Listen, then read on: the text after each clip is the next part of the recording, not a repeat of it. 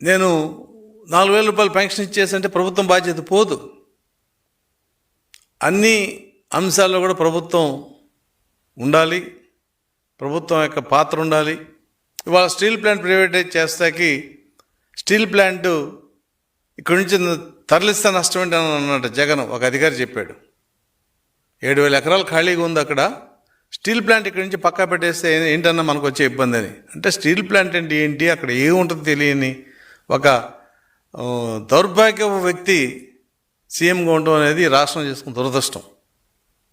మరి దానికి 11,440 కోట్ల రూపాయలు కేంద్రం నుంచి ప్యాకేజీ తీసుకొచ్చి ఇవాళ స్టీల్ ప్లాంట్ నిలబెట్టిన ఘనత తెలుగుదేశంది.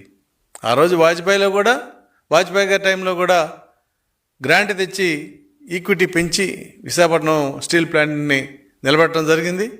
ఇవాళ చంద్రబాబు నాయుడు గారి హయాంలో కూడా